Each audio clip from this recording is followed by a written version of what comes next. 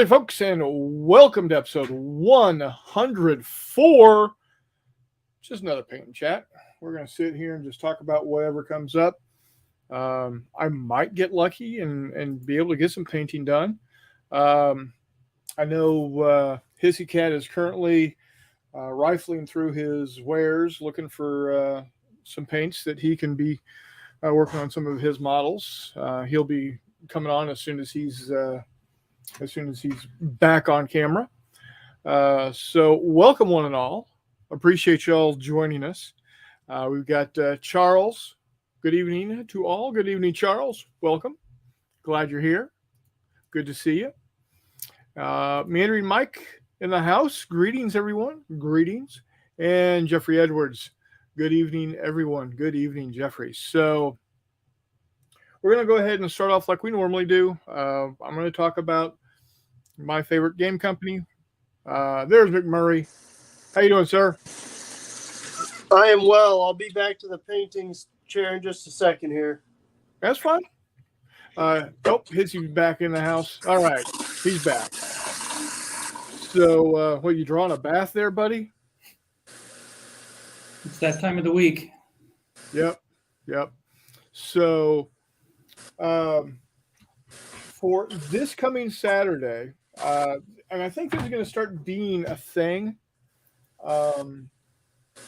Saturdays are going to be same bat channel, same bat time, 8 o'clock normally. We might, bounce back and forth. But we're going to do a paint day, and then we'll do a build day. So you're going to get 2 live streams every week. Looks like going forward. Maybe not every Saturday, because there are going to be some Saturdays where, like, I head out to Kansas City to visit with the family and whatnot, or that might come up. But we're looking to go ahead and have Wednesdays for our regular show, and then Saturdays are going to be paint and build shows. So there you go.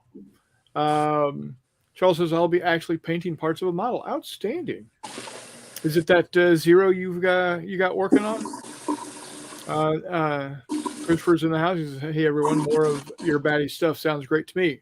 Hey, if that's what you guys want, who am I to say that you can't have it? So, and as part of the network, as it were, Hissy Cat is going to be playing video games on Tuesday nights with Hissy Cat Plays. I will do my best to be there with him. If it's like last night where we actually get together and play what is that? World of Tanks? World of Tanks, that's it. I was going to say what a tanker. World of Tanks. Then that's what we'll do. If it's him playing another video game that I got some of those Tillman Hex Encounter ones coming up soon. I just got to figure out how to play them. All right, fair enough. So Charles says it's Japanese Zero, not baddie stuff. Lol. Meandering Mike, pew pew. World of Tanks. Yes, I had a lot of fun with that last night. I'm getting a little better. So I actually got some kills last night, so that was fun. You're getting into triple digits on your damage. Yeah. Well, before I started, before I had started coming on, getting on and platooning up with you. I don't remember what tank it was in, but I got 5 kills in a game before. So, but yeah, Chris, I know what you're talking about. Yep, bat time, bat channel. Picking up what you're putting down, brother. Don't worry about it. It's all good. Literally, short of murdering my cats, my wife, and my dog, or any other of my extended family, you're not going to be able to offend me. Not going to happen. So, Just keep it clean. That's all I ask. Keep it clean. So we all know what's coming up. We are Really? what, 5 weeks away, 5.5 weeks away, McMurray? Yeah, something like right at 5 weeks away. Yeah, Yeah. we're like getting close. We got March to Victory. And I know y'all are probably dead ass tired of hearing me talk about it, but you know what? I'm going to talk about it. Because I want everybody within the sound of my voice, which has literally been around the world at this point. I want everybody to be so excited about the idea that they want to come join us. Maybe not this year, maybe not next year, but soon. We'll always have Paris. If somebody gets the reference. But I am striving to make March Victory the preeminent gaming convention in the Kansas City metro area. I mean, I feel like we're just with that first year, especially if we're talking about rather not exclusively historical, but just with miniatures gaming. I feel like we're doing pretty well on that already. Oh yeah.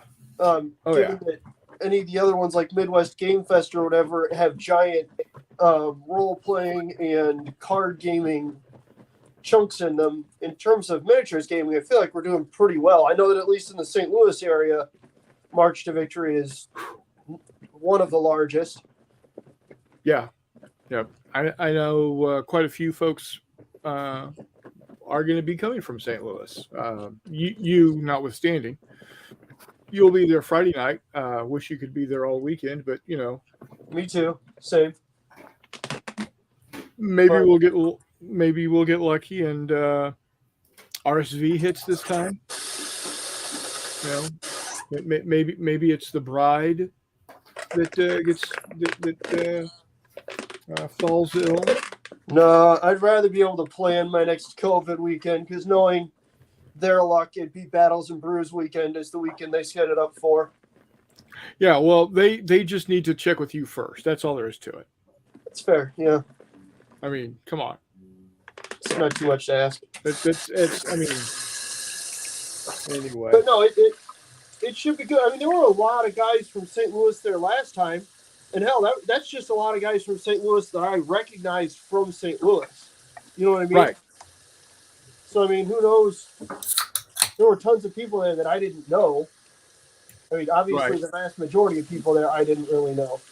Well, and not only do we got the people from St. Louis, obviously those from Kansas City. I kind of count myself as part of St. Louis. You know, as far as metro area, but it's certainly your largest nearby population center. yeah. But we have got folks coming in from Nebraska. We got folks coming in from Iowa.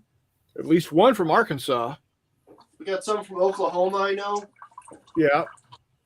Yeah, it's a good spread. Yeah, it is going in 5 years. In 5 years, it is going to be, without a doubt, the best regional miniatures wargaming convention in heart of America. That wouldn't surprise me, man. Yeah. Because I mean, already, because right now, in my mind, that standard is currently held by Recruits. And I mean, I'd still argue that Recruits is a little bigger than March to Victory. I mean, it's that you. Oh, absolutely, it is. Absolutely, it is. Right now, Recruits, in my mind, is the best miniatures gaming convention in heart of America. Because various reasons. Not only does it seem to have the the biggest population, the biggest turnout of them all, but it has the biggest spread of games out there. Now, granted, this last time a full almost 30% were put on by Wiley Games and affiliates. But hey, when a great game happens, everybody wants to play. Correct. Honestly, that'd be interesting given that was the split at Recruits. I feel like within a couple years of diversifying a little bit at March to Victory, there's a decent chance that if Recruits stays that same way, we're going to have a higher proportion of Wiley Games at Recruits than March to Victory, which would be hilarious. Oh, I think it'd be great. And to be honest, I think Jay and Robin would think that's the bee's knees, Well, that's the thing, right? Because Robin keeps talking about how she wants non-Wiley stuff at March to Victory, which is why I'm running a non-Wiley game at March to Victory this year. Yeah, and so am I. Yeah. So, I mean, I just think that'd be funny because especially, again, that's just games that were on the schedule, right? Because we both know that the vast majority, even more games, a higher number of games were ran that were Wiley games than were on the schedule. Does that make sense? Yes. Because a lot of games on the schedule didn't get run, didn't have players, what have you. But yeah, so that was interesting for me to see. I enjoyed that. I got a little chuckle out of that one. But yeah. So for those that don't already know, for those that are unaware, and I don't see if you've watched the show for any amount of time in the last year. I don't know how you don't know, but if you're interested in finding out more about March to Victory, just head on over to the website that's scrolling at the bottom there, marchtovictory.net. Hopefully in a couple of years we can get Hissy Cat out there with us. Mm-hmm. That would be cool. I know that I know the Mutt wants to be out there. Yeah, I'll just drive through Arizona. I'll pick him up, and we'll just continue on to your neck of the woods. Yeah, there you go.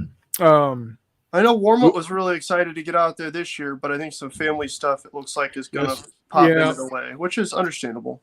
Yeah, it's a shame. It is, but a couple of years we'll have everybody together. We'll have lots of viewers, and we'll have a live show out there. So and if I hit the lotto, I will rent us a condo on the beach here in San Diego and fly everybody out. We'll have a gaming convention on the beach. There you go. Done. Barbecues. Yeah. Tacos. Yeah. I keep praying, hey, God, let me win the lottery. Let me win the lottery. He finally, after years, he finally responded. He said, meet me halfway, buy a ticket.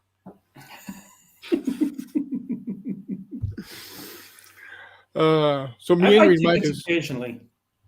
Right. Meandering Mike's been going off here. So Zap Pow, expletive, kaboom. Holy torpedo, Batman. That man is being attacked by a lion. Oh. No boy wonder that's just a hissy cat. My cat jumped up on the screen. Yeah. Nenguaya is I'm drawing pencil lines 2 centimeters from one another on page after page for my Russian forces record keeping book. Listening to your show is a good companion. Well, I'm glad that you're able to do hobby stuff and have us going on in the background.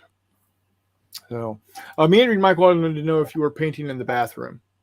Me? Yeah. Oh no, I was having to do some dishes real quick. I still got to go to work tonight, but I'm going to finish up at least the yards and the spars and masts on this ship. I got this.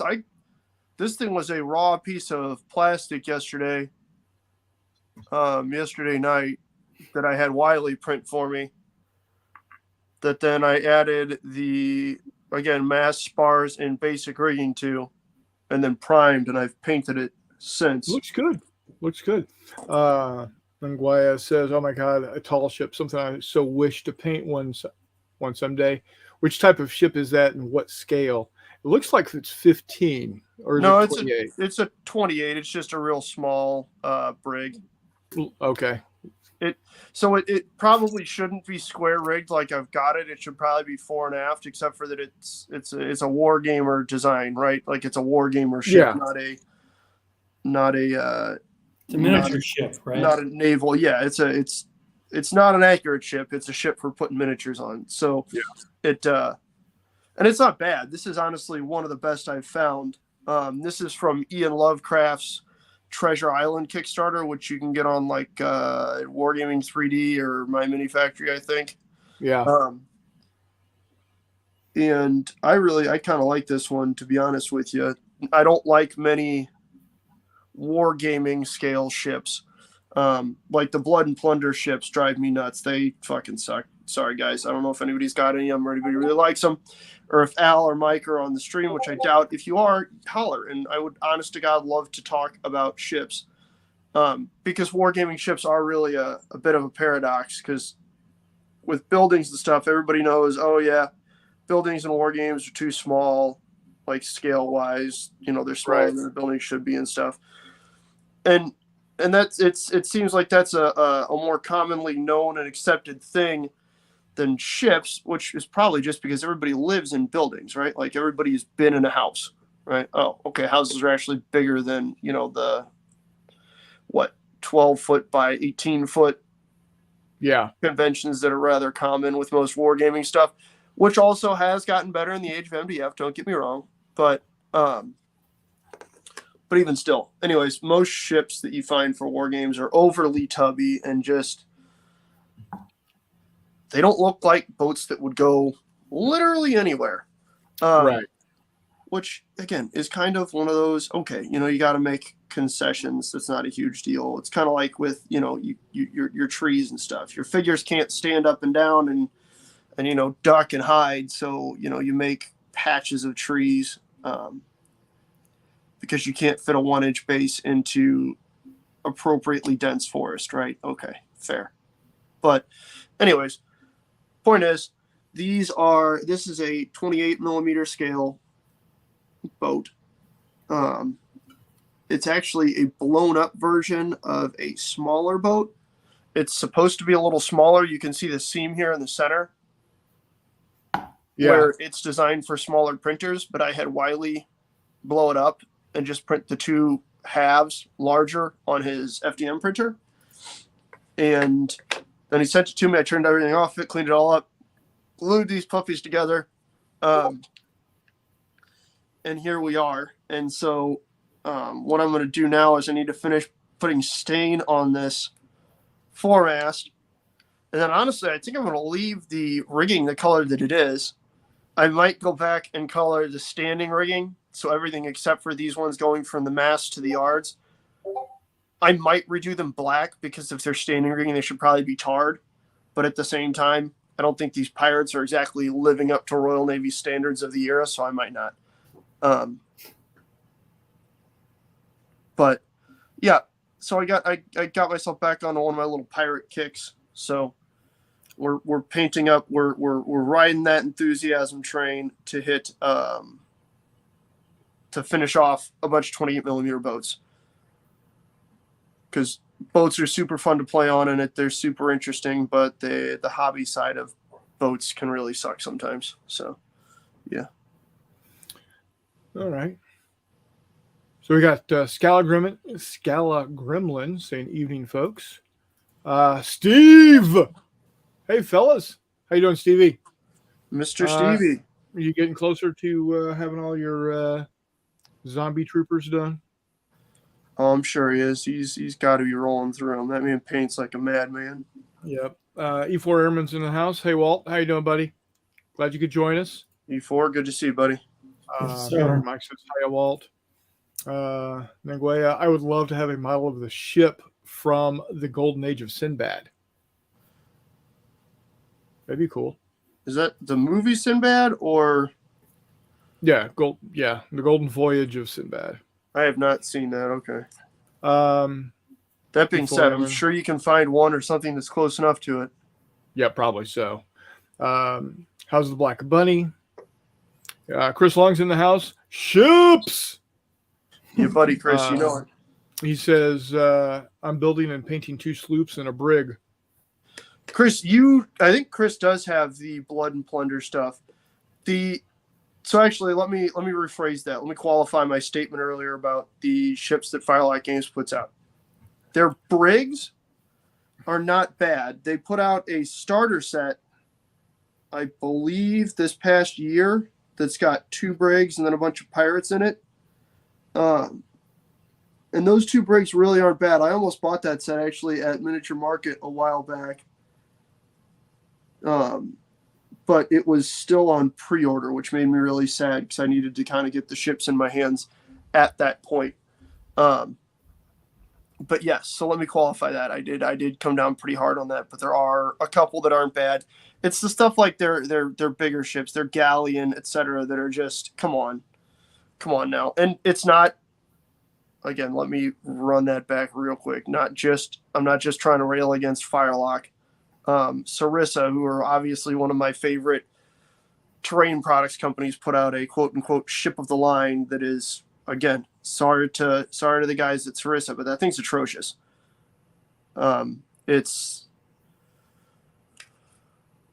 Its length to beam ratio is ridiculous in terms of it's gigantically tall, and the thing is not very long at all, which is disappointing because you would think that Sarissa, with all the experience they have with MDF, would realize, okay, we can make a ship with a line that's a hull in 2 parts. Like TT Combat has done it with a cargo ship. If TT Combat can do it, I fully expect Sarissa to be able to wrap their mind around those design elements, because Sarissa has some of the best MDF sculptors in the business. But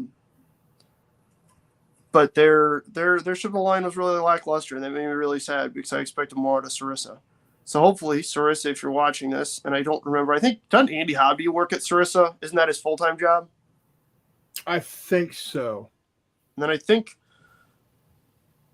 oh, jeez, I don't remember. Harrington knows all those guys really, really well. But again, if you see this, holler. More than happy to talk to you about it. Also, you guys are right there in the southern end of the UK. You are at tall ship, like, central in terms of historical tall ships. Modern, if you want to go see a tall ship, especially a ship of the line, you quite literally have HMS Victory, right there in your end of the British Isles. And you have the illustrious David Manley running around, and he can tell you literally everything you need to know. But, yeah. So, yes. Chris, I'm really excited to see your progress on some of those pirates and stuff, especially those ships, because ships and stuff. I'm a fan. There you go. E4 Norman says, missed last week's show, buried a Navy Vietnam era friend in Wadsworth, Ohio. 45,000 vets there, like Arlington. That will always take precedence over us, buddy. No worries. My condolences, Walt. Yeah. A, condolences. B, it's, again, for those who have served, much appreciation and thanks. My brother was and is still serving. I attempted to serve, injured my back, and they said, get the hell out of here. So I got that going for me, which I've been dealing with this past week. A re-exacerbation of said injury. Getting old. 1 out of 5 stars, would not recommend. So, let's see. Chris Long says, yeah, lovely wife bought him a ton of Blood and Plunder for Christmas. He printed his brig and doing a skiff next. And Nice. Meandering Mike was asking E4 about the bunny, and E4 was asking Mike about the bunny. Mike saw the bunny about 4 days ago, but not since. And we're hoping that we're hoping that the bunny is hopping around safely. And then he's doing Chris Long's doing a 6th rate next after the skiff. Nice. Is that the one from Lasercast, the MDF one? Because Firelock does sell, or at least did. They were selling it as a Corvette for a while there. And that's not a bad ship either, to be honest with you. Printable scenery ships, he says. Okay, there you go. I'm sorry. Those printable scenery, that's where I got this thing. I'm sorry. That's right. Printable scenery and then Ian Lovecraft. They both make pretty good stuff. Some of them are a little on that Pirates of the Caribbean undead, like super rotted look. Yeah. But whatever. Such is life. It gets people playing naval war games, and that's what's important. Exactly. Yeah, if y'all have a 3D printer, an FDM printer, like I'm lucky enough to have, if you're looking for good stuff, printable scenery is the way to go. And that's the website, printablescenery.com. They've got some really great stuff. It's where my brother and I picked up the French farmstead that we use in What a Tanker. They're 28 millimeter, but we zipped them down to 15, and they look great. And we got them for damn near next to nothing. So, yeah, it's good stuff. So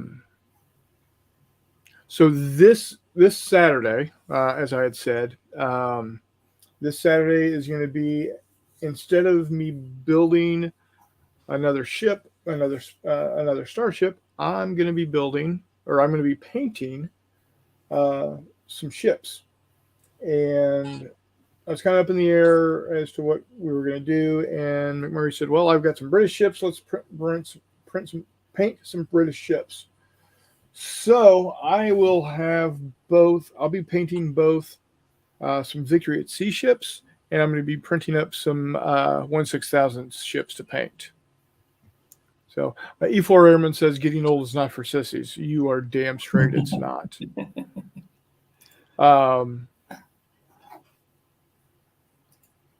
And then Chris Long says, test some are very movie type ships. I bought all the ship files they make, including their fantasy stuff. There you go. And it probably still wasn't that expensive, I would say. No, it's really not. They're actually this might be printable scenery, Chris. I think now that I'm thinking about it, that Ian Lovecraft, I was looking at buying he's got a little elven ship that's fore and aft rigged. That might be what I was thinking of. I don't know. I've got too many ship models. Chris, if this looks familiar, let me know. I think this is printable scenery now that you mention it. Ooh. See, that is something that you know how remember you talk about Wiley needs to have a buy all button. Yeah, that's fair. Printable scenery needs to have that for their different categories. I was going to say there's a lot of 3D printing places that are really big on the package deal aspect of that purchasing hobby, which is really good and dangerous depending on which side of the swing you're on there. But yeah, purchasing 3D packages is simple and fun. Yep. And how I wind up with a lot of stuff. What I always find myself having to remind myself of is, on one hand, everybody balks at the cost of a 3D model when it's like, $6-7, which is fair, because if I'm not going to pay that for a metal model that I buy, I'm probably not going to pay it for a 3D printed model, because most of the time those are things that you're not going to need a bunch of, right? Yeah. Most people tend to make their 3D models like pretty extra, to use the terms of the youth today. It's overblown, what have you. But I mean, stuff like this where, okay, it's a ship. I can rig it two different ways and it's not an issue. Like Chris, wasn't it? I think it was your channel where I got on one day and we painted up and rigged one of those little rowboat looking things from Miniature Yeah. Market. Yeah. Yeah. Again, I got 2 of those. Granted, I also got those for $2 a piece or something because they were slightly miscast. Right. But my point is that it goes to show, okay, you can take the same ship model and make 2 very, very different end results without much trouble at all. Which is always reassuring and kind of nice and refreshing to see. But so for that kind of stuff, it really doesn't bother me paying, $5-10 for a fully modeled ship, especially, man. Some of them nowadays have masts and stuff so that you don't have to fit dowels like I did on these, obviously. And that's fine. These are all different. I think there's 7-piece of dowel or something like that in this thing, which isn't really bad. A lot of people would basically just use, 3 or 4, but I don't mind it. And honestly, the other thing that people balk on with model ships is the rigging. But again, you do a couple of them and then all of a sudden it becomes really not bad. Especially when you're just doing simple standing rigging like this. Like this is unobtrusive enough that there's still... Well, I took them off before I started my camera up, but I've been keeping a few Marines, 28mm Marines on 3/4-inch bases handy so that as I was rigging, I would know, okay, it's time to stop.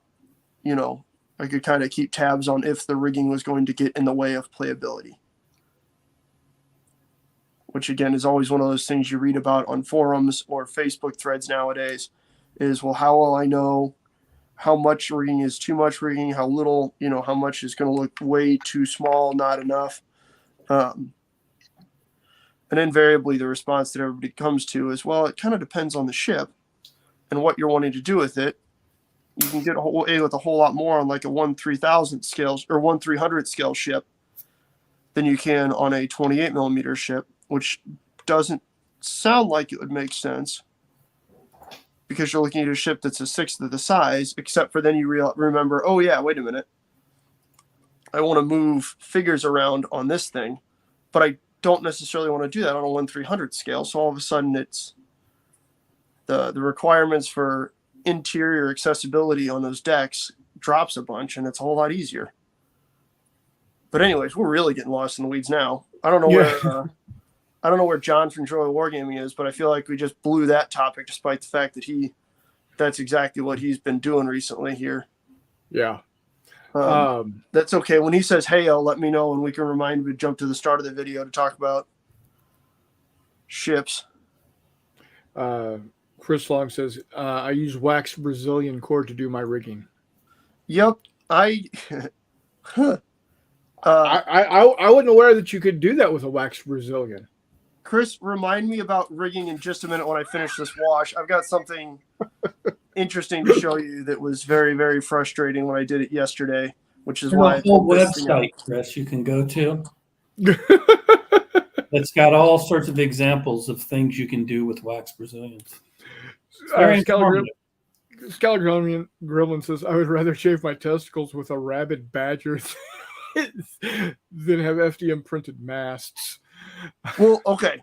Agreed. Well, see, that's why you have the wax Brazilian. That is. But especially at small scales, Skelegrim, holy smoly. That stuff is worth it once you get down to like 1/2000, 3000th. Or like, the 1/1200 scale that everybody plays at. Even honestly, like the Black Sails scale, 1/600. Holy smoly. Printing sails or masts with sails on them is super useful. Like these things, I'm going to have to come back with silk span, and I think these are all going to be furled, right? So I'm going to have a furled main course, furled forecourse, and then at least one furled jib up here. I might furl a stay sail or two, but I'm not sure. but those little fellas, holy moly, is that useful. Especially when you have models that, come with maybe some paper sales or something. Eesh, yikes. I'll pass on that, but I'll print them all day, every day. So if Jay Wiley is watching, he's not anymore. Yeah, I'm about to say it's a little past the Baron's bedtime.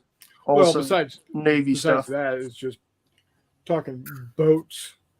Yeah, but Jay likes pirates. He does. Jay likes does pirates. Like the pirates. Jay likes pirates. Jay has pirates. Jay has pirate ships, and Jay will play pirates. I really want to talk to Mr. Foss about his old pirates rules. If I could bring ships and con him into putting on a game of pirates, those are the name of the rules, pirates, by Captaincy Games. I don't remember. You can find them on War Games Vault, though. It's definitely an older style Age of Sail game, but it's a 28. It's designed to be played with 28s, 15s. And I would very much like to play that. It reminds me of a slightly more in-depth, like Limeys and Slimeys. Yeah. Which is actually Limeys and Slimeys. Kevin Fitzgerald up here in St. Louis puts on a good Limeys and Slimeys game. That's a really simple. There's 2.5 pages of rules to that game. And it runs pretty darn well for 2.5 pages of rules. But Steve pipes in with Navy. No. Oh, shut up, Steve. You play with pirates if you didn't have to paint them in the ships, or at least I hope you would. God knows I've played enough of your miserable Star Wars games. Hey now, hey. I didn't say your Star Wars games. I've painted stuff for your Star Wars games. Yeah, you did. You still have those Ewoks, don't you? Yeah, I got them somewhere around here somewhere. Okay, because I pulled out the other 20 of them, and I was going to paint them up, and then I remembered you weren't doing Ewoks at March to Victory this year. Yeah, not this year, no. Yes, everybody pour one out. Raquel Welch passed away today at the age of 82. Oh, man. You know who's hitting on Raquel Welch right now? What's that? Yeah, I said, you know who's hitting on Raquel Welch right now? Elvis Presley. My boy Paulie's about to score. Oh, yeah, there you go. Paulie's about to boldly go where, well, many men have gone before, but Barbarella will be conquered by the King of the Barbie. There you go. And E4 says, I loved her in the Barbarella? Wasn't that Jane Fonda? Yes. Look, we can wish she was dead too, okay? Yeah, no, I'm that's a whole. No, yeah, you're right. You're right. You are correct. So, so this Saturday, as I said, I'm going to be working on painting some British ships. One of them I'm going to be working on is HMS Duke of York, a KG-5 King George V class ship. They were a pretty good run of ships. The KG-5s? Yeah. Absolutely. A really cool design evolution, too, to be honest with you. Yeah. I like them. I like them. They are very nifty. So, yeah, I'm gonna be getting that going. I'm also gonna do I'm gonna be doing the Belfast, HMS Belfast, a Edinburgh class cruiser. It's a town subclass, isn't it? Yeah. Okay. Yeah. Now, one of the many things that I do not like about the Victory at Sea models is that their resin is not great. Oh, that's a deal breaker for me. Again, I didn't buy them, so I'm not put out by it. But the fact that it's warped, the base is warped, is not a fan. I mean, you can sand that, but well, no, it's not when the ship itself is warped. Well, okay, but you can still sand the base. You could sand the base so it'll sit flat, but the ship still looks like it's bending. A with canoe. It Yeah. looks like a friggin' canoe. It's just an optical illusion caused by too many days at sea. So here we've got some of my British ships I'm going to be painting. Your 1/600 or 1/1200. These are 1/1200. So I printed off a bunch of the Gukek models. Yeah, and 1/1200, like the recognition scale, Yeah. right? Obviously. So did they blow up pretty good? Not bad. Okay. So yeah, you know what time it is. We got the Nelson. Oh yeah. Obviously, we got the Nelson. In my opinion, I know everybody's gaga about HMS Hood, but Don't- I think the Rodneys are the best looking British ships of World War II. Hood was a pretty ship. I'll give them that. But these things, man, I can't get enough. I really can't. And I know that they had their teething problems when they hit the water in 22, but especially by the early war, they'd fixed the turret issues, they'd fixed everything else, and once you had a commander that knew how to operate them, they, by all accounts, were nimble, they worked well, and they could really get the job done. For Christ's sakes, you got 9 16-inch guns in the front of this thing. Oh, right. Yeah. Oh, yeah. The big thing is you could bring 9 guns to bear at an incredibly oblique bow angle. Oh, yeah. So as you're chasing something down, you can put 9 16-inch shells on it. That's insanity. You know, Now, if I'm not mistaken, you were able to swing that rear, that number 3 turret. You were able to swing that thing around almost 15 degrees off of bow. it's crazy close. Yeah. I think. But then we've got, and this is going to kill me because British light cruiser and heavy cruiser classes elude me. I want to say this is a Leander, to be either Ajax or Achilles.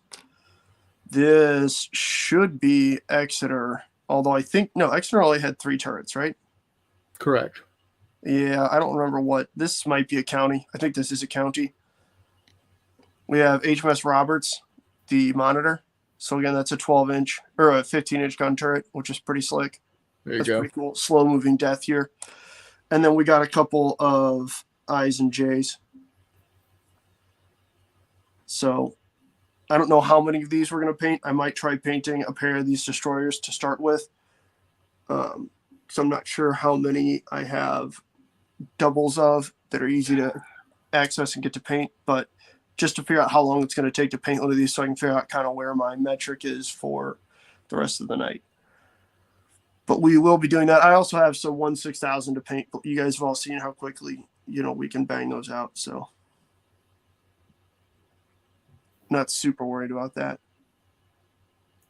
But we will have World War II British shipping to paint, which is going to be really cool. Yeah. Now I'm also going to go ahead and take the time and print up some 1/6000. So I have them on hand, similar to the ones that I sent out to Walt, to E4 Airmen. So I will have some. I'll have some of those to go, and we can see the difference in scale between 1/1800 and 1/6000, and we'll get to understand why 1/6000 is so much better to game in than 1/1800 scale. Yeah. Because let's just think about it. Looking at battleships. No, let's look at cruisers here. Where are you? Bear with I me, got guys. some right here, Chris. Here we go. I have So here is USS Houston, CA-30 in 1/1800 scale. It is every bit of the base itself is 5 inches long. to give you an idea. Here is the exact same ship printed in 1/6000 scale.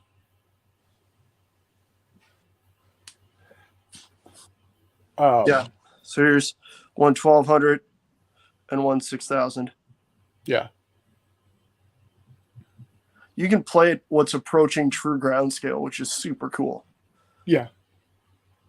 So it's, and the Gukek models are amazing. They are. They really are. I was surprised at how well they scaled. Actually, down. that's a good point. These are the same STL file. Yeah, those are the same file. Yep. They scale up pretty good. I probably wouldn't go more than 1200 on them. Absolutely not. But why would you ever need to print modern stuff bigger than 1/1200? Right, exactly. But they scale down to 6000 really nice. Correct. I was highly impressed.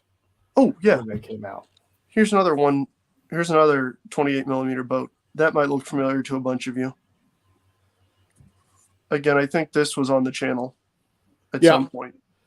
Yeah. The main variant has the roof. But I got one without it. Because obviously on this one, at one point in time, the roof was on fire, so they took it off.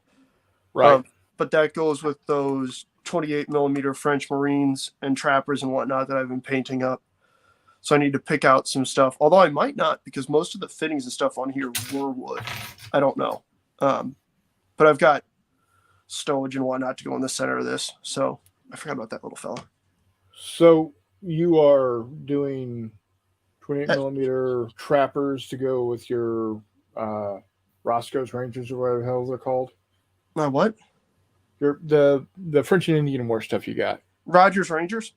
Yeah, that's those guys, not Roscoe. Yes. Roger. Yes, I have some Rogers Rangers. I did paint up the French Marines first. I figured I'd work from back to front, and the French Marines were the ones I was the least excited to paint.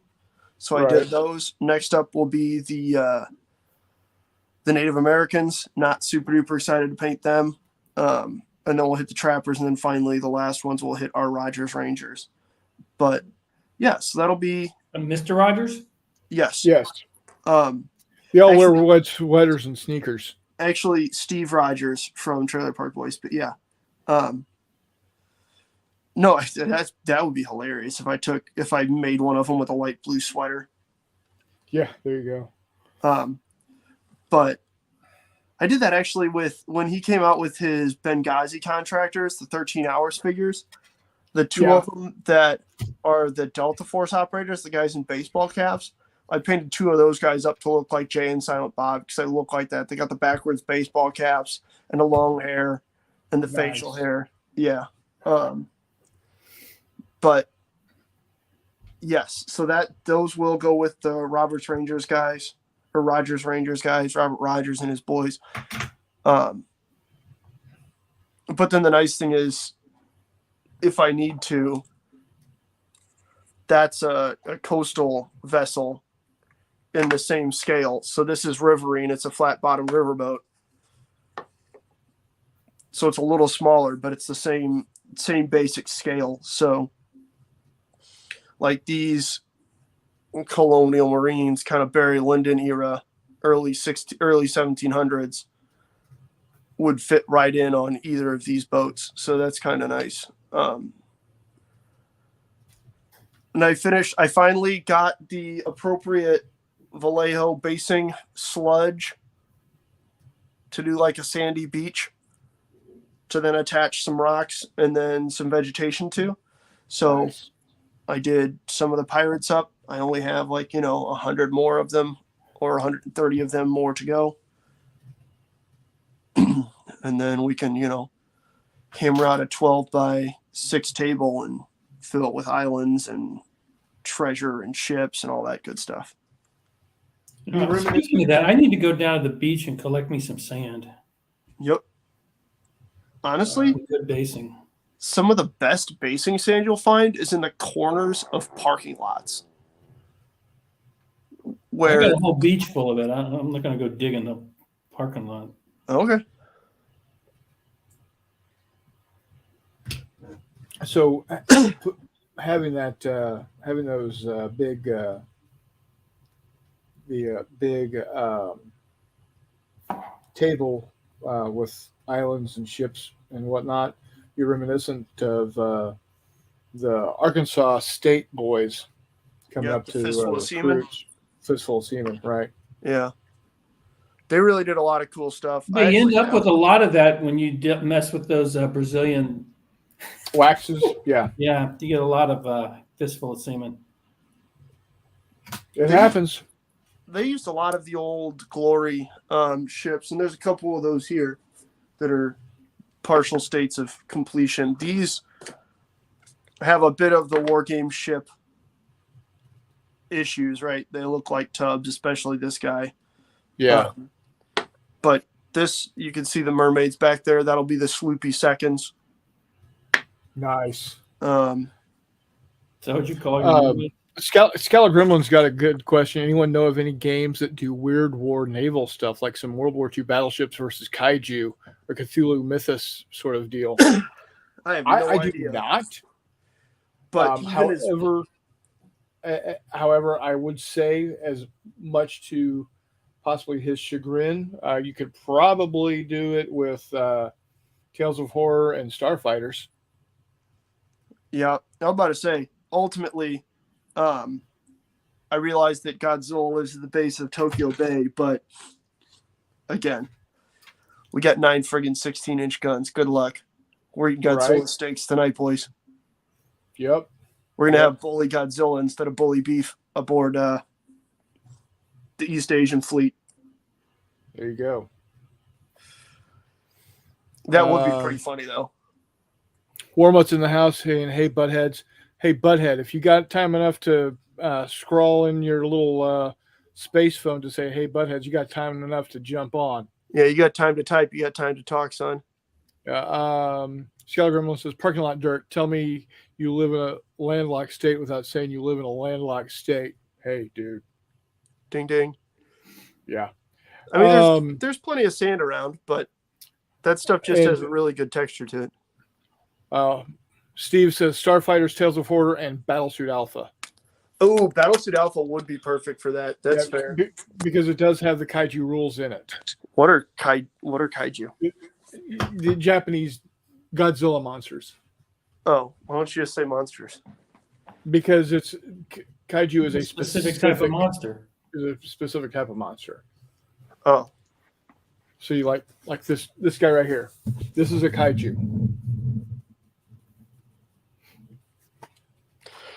that looks like some sort of weird thing I'd have in a game of Heat Hitler. I'm not gonna lie to you. Oh yeah. No doubt. There's anything wrong with the fun old game of Heat Hitler? Everybody loves playing that. Oh yeah. Who doesn't want to be a dinosaur that's going to eat Nazi high command? Let's be honest. I mean, given the popularity of it, nobody. Yeah. Well, add me to that list because that does not sound intriguing at all. Oh, it's a blast, dude. First off, you can't take yourself seriously in the game. You can't because you're wearing a foam dinosaur hat, which makes everything more fun. There you go. See? You're wearing Chris this is hat. Chris is a Jurassic period veteran. He was a veteran of the Jurassic front. See? Yeah, I'd probably still pass. I'd take an awful lot of liquid to convince me otherwise. Well, aside from Buzz Killington over here, everybody else had a good time. So I'm so just the great- saying. I'm just saying. Don't hate so, me for being Hissy? different. Hissy, here's the great thing. There's plenty of liquid lubricant at the at March to Victory because we do have from 6 to 10, both Friday night and Saturday night, a open cash bar There you go. Where you can get yourself Steve's a favorite drink of all time, the Poop Deck Pappy, Yep. which just weirds me out. But hey, man, you do you, Stevie. I'm happy for you. Bless your heart. Let me take a look here. Chris Long said he just posted some pictures. Here we go. Yes. Let me get these shared here. Hold on one second. Hello, Mutt. Thank you for joining us. Oh, you got me in. I was typing on chat. Cool. I saw that. Hey, All buddy, right. what's up? Hey, butthead. Hey, hissy butthead. What's up? All right. Yeah. So here you go, guys. Some of the stuff that Chris Long's been working on. Who's working on that? Good. Chris Long. Oh, look at that. That's better than McMurray. Yeah, it is. Hey, remember that time? Remember that time Brian tried to win an entire painting contest by priming like 800 models beforehand? Yeah. Oh, yeah. While somebody else was already in a painting contest for their lives at the time. Dick, That's not my problem, man. That's yours. Dick, yeah, it is my problem because you're gonna. So, that is your problem. That's okay. Brian is going to kick the snot out of all of us in this painting competition, and it's going to be awesome because that boy is going to paint like a madman. And I, for one, am really looking forward to it. Again, remember, it's not all about how many you paint. Yes. Oh, it dude, is. Brian is 110% adopting the Stalin strategy. It is all about how close do you get to your own, Okay, my goal's 30. Yeah. 30 boxes? No, 30 miniatures. Brian, it And then- doesn't matter because you're going to achieve your goal, get your 5 points, and then every 50 that you do in any case is going to get you an entry. So regardless of whether you set it at 500, you're going to meet it, and then you're going to get 10 extra things, or you can set it at 30, you'll meet it, and then get 10 extra tickets. So just figure it out, buddy. You got this. Yeah. Can't figure. I'm not good at figuring. Not good at figuring. Don't figure. I got all these before me now. I gotta put arms and heads on them. Sounds like a personal problem to me.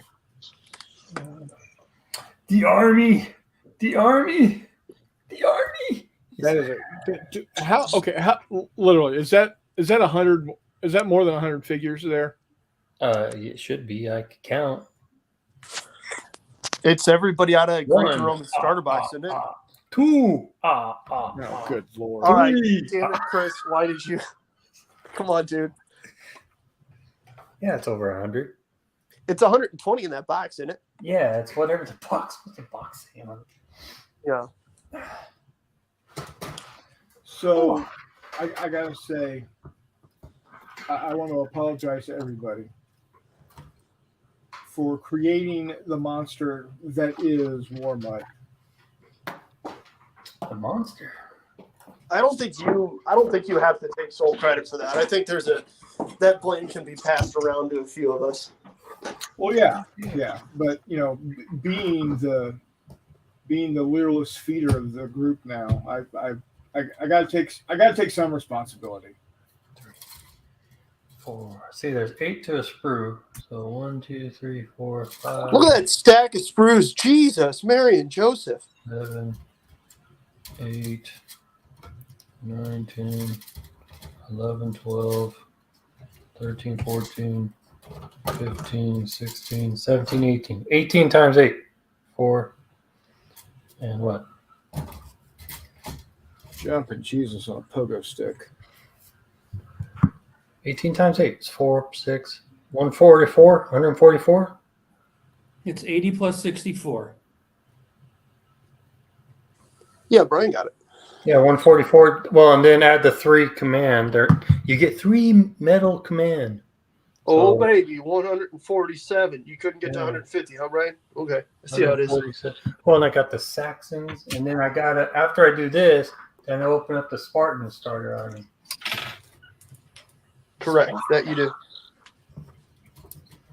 Tomorrow, I shall have all the heads and arms on these dudes.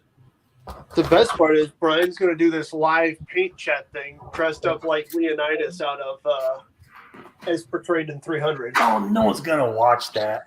Who wants That's what he to was watch telling these, me. Mama? Damn it. He was trying his Speedos on yesterday night. He was live. It was pretty wild. Coffee. Ah, What'd you do now, Hissy? oh, just too much paint. I squirted too much out of the bottle.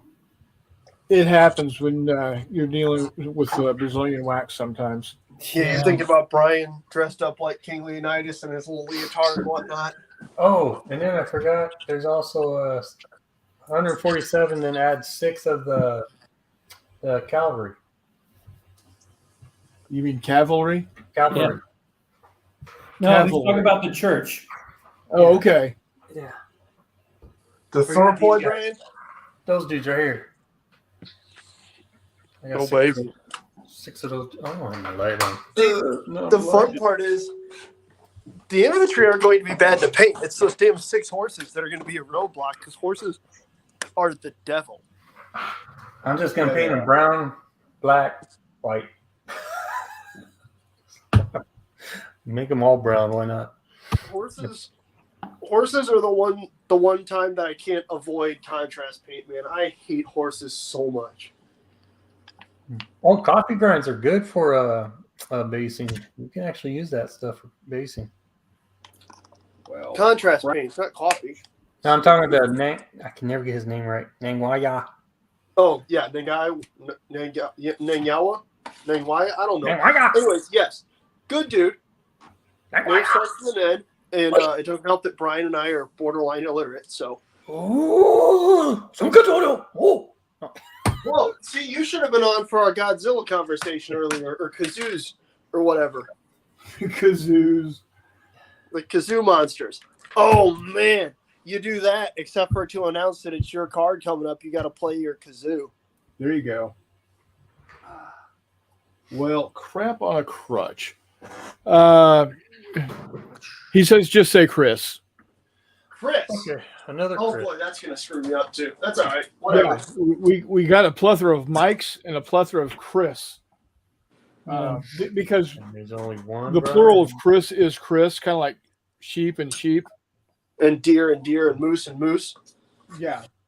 I thought it was moose and meese. Meese. I think it's moose and squirrel. Brian, can you weigh in on this? It's what? What? It's moose and squirrel, isn't it? I Get don't know. I moose, don't get get. I don't squirrel. get in those ridiculous conversations. Sorry. Whatever. Dude, your whole life is a ridiculous conversation, and that's why I love you so Hey, much. you're ridiculous. That's what I just said. All right. So another thing I do not like about Brian, What do you like anything? Oh, there's a lot of things I like, but when it comes to the Brazilian hot wax. yeah, but when it comes to the to these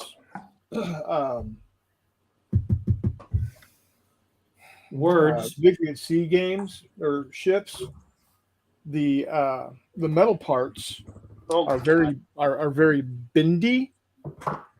Yes. And when you go to cut them off of their super huge, thick ass Shark sprues, monster supports. they get all bendy and it looks like Yeah.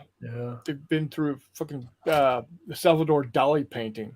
Yeah, And there's no fixing that shit. like you can try, but Yeah, it's never going to be right again. oh, Chris, actually, to fix that, if you get on War Times Journal, this is something that I discovered while getting some Spanish American warships off of there, and I'm pissed that I never found it before. War Times Journal Online, or WTJ. They've got a bunch of pre-dreadnought, right? But more importantly than that, if you click on accessories, they have mast jigs. Oh, nice. For making masts, they hold your wire while your glue sets for making masts with steel wire or copper wire or whatever else, which is notoriously a pain because it's impossible to hold it still with your hands. Right. But they make jigs specifically for making masts, whether it's Age of Sail. It works for Age of Sail stuff. I've done it.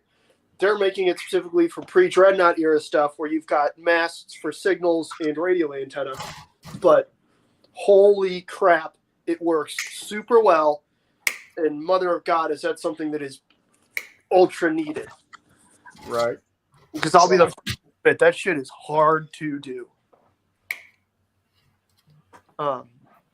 Yeah, like I said, I'm pissed I didn't see that earlier. God, man alive, that's useful.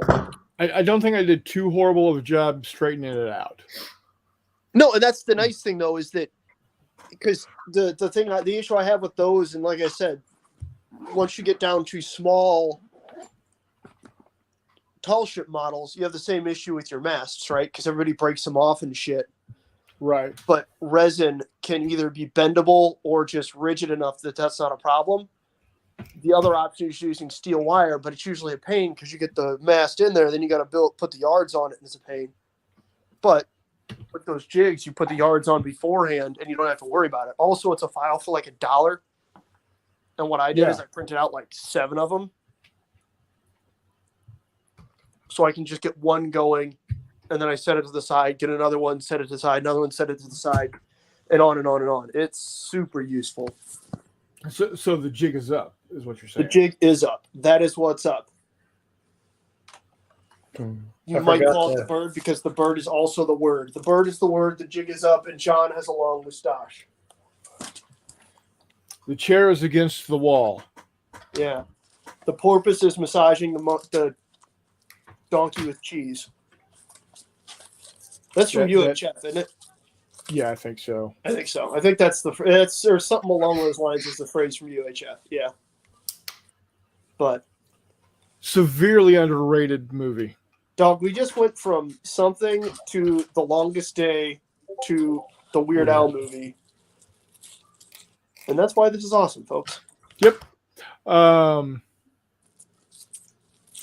Gremlin says, yes, they work pretty good at 28, 32 millimeter, especially when mixed with finer sand to get a right in texture. They're talking about using coffee grounds. I haven't used coffee grounds. I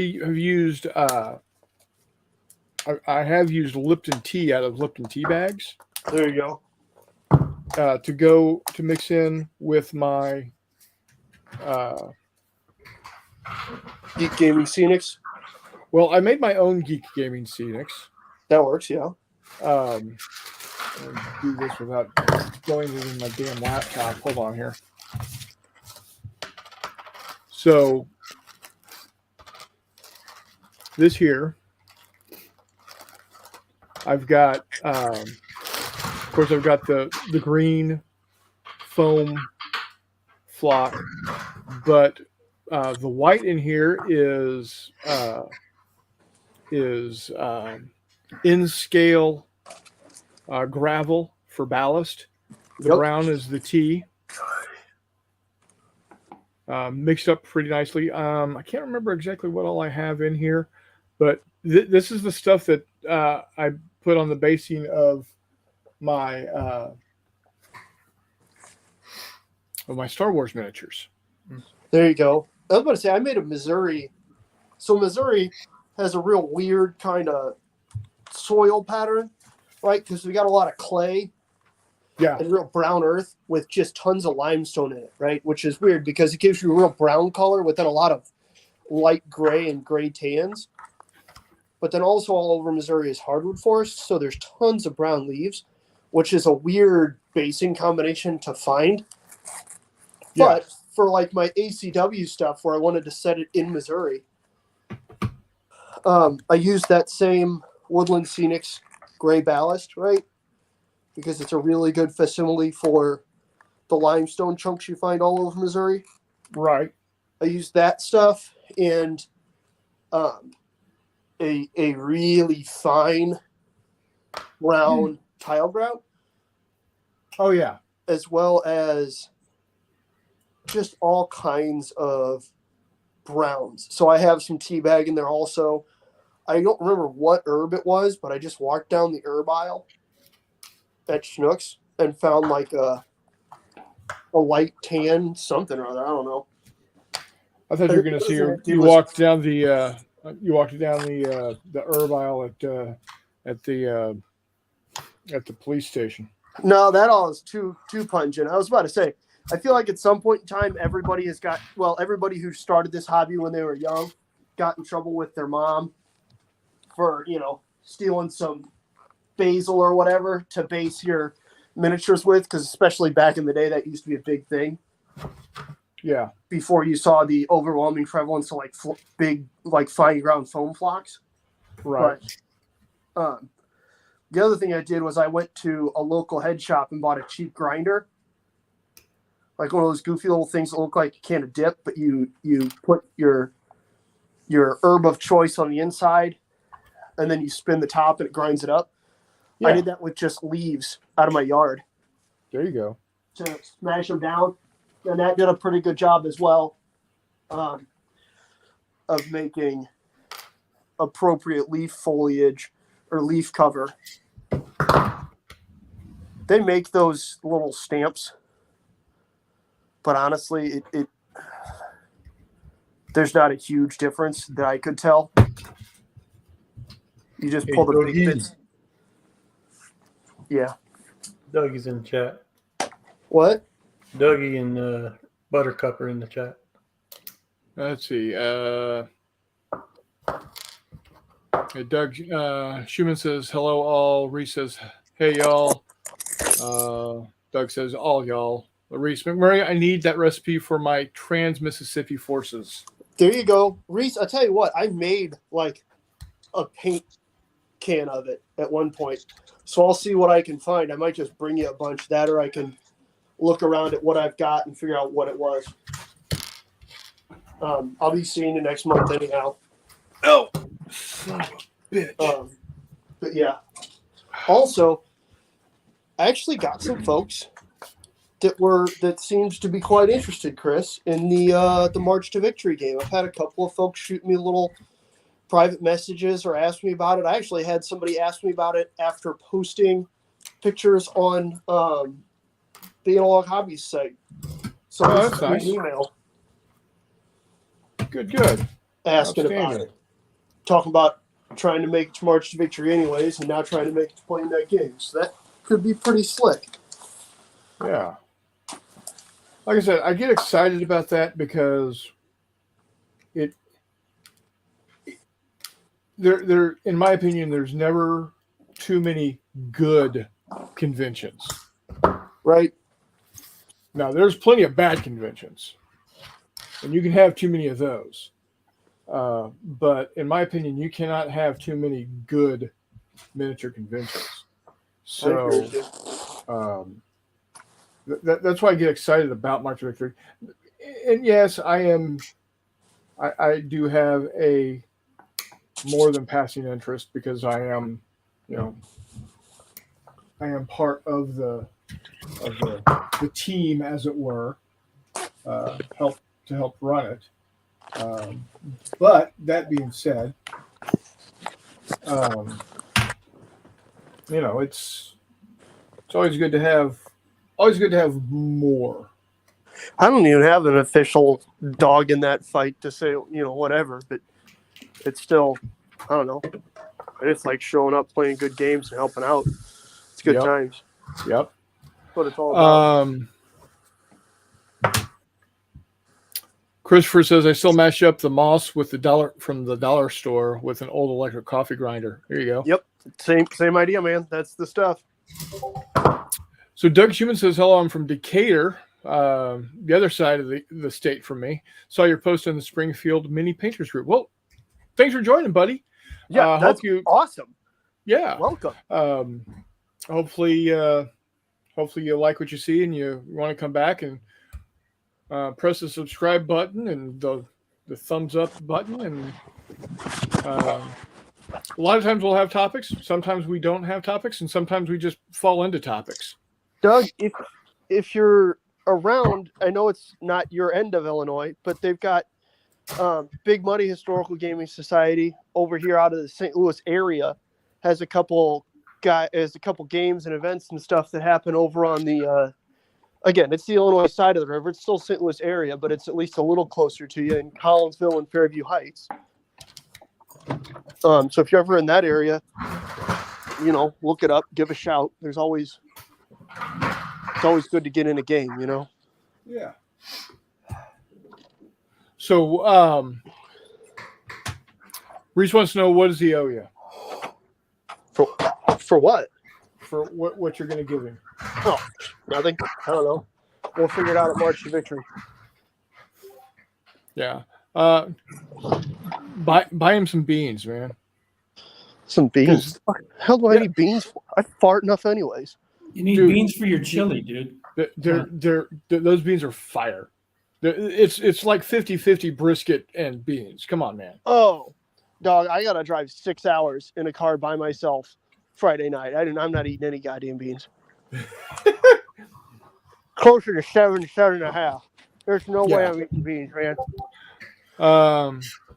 Charles says, need better lighting for painting. I'll have to check everything in the morning for any oops. It happens, dude. It does. Doug says he's aware of Big Muddy. And Christopher says it's like hanging out at a gaming club. And that's exactly what I have always wanted this to be.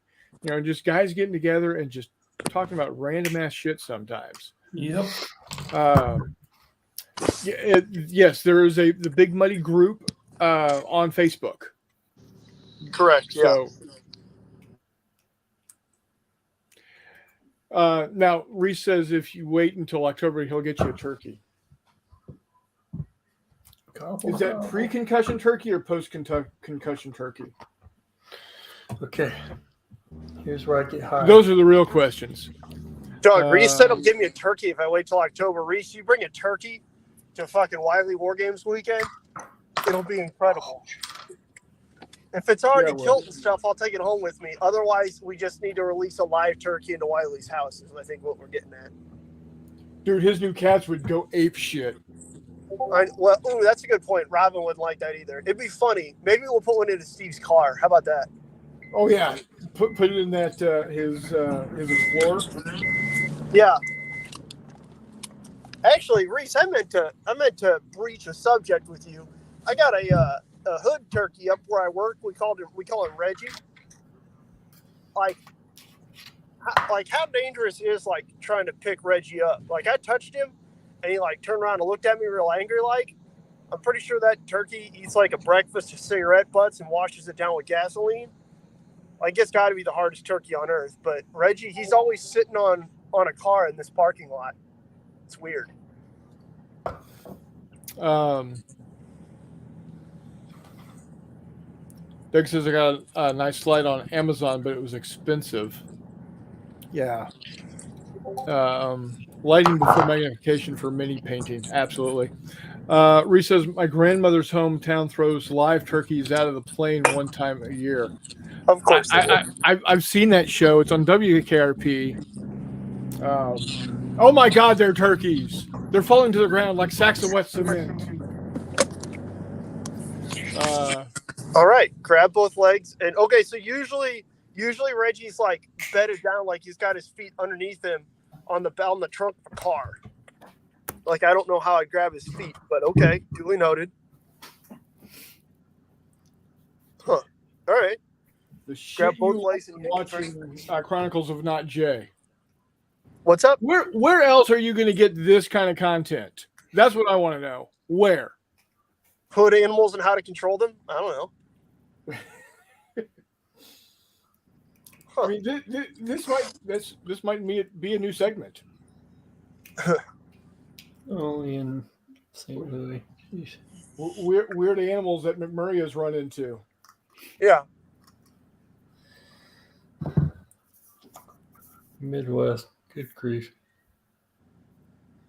Or much just saying because the only animals that he ever sees are scorpions. That and millipedes. And Californians. Snakes. Did it about 750 times a day. Duly noted, Reese. I'll put on gloves beforehand. How about that?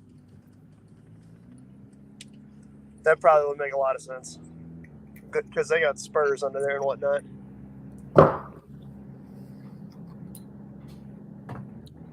But there we go. Come on.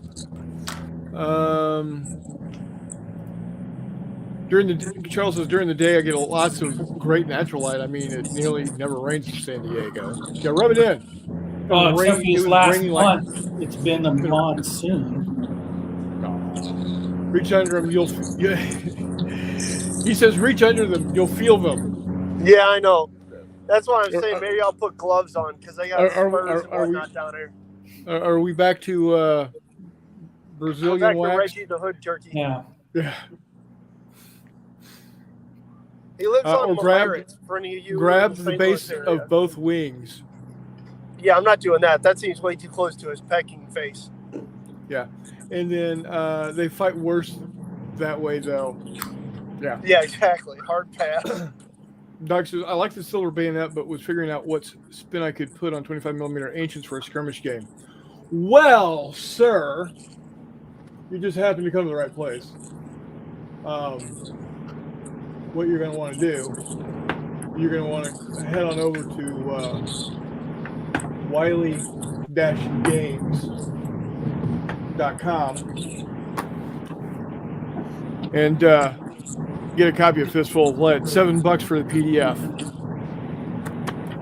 That'll get you started, and then if you're like McMurray and me,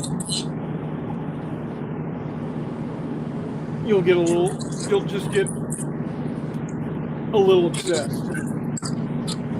Just a little. It's the ladder, Steve. It's always the ladder. Yes, yeah. I'm riding to work on the Red Rocket, baby. So the either base or that first fantasy book is also really good for Ancients. Yep. If card activation isn't your deal, Song of Dust and Shadows is pretty fun too from Ganesha Games. But I played Song of Dust and Shadows for a long time.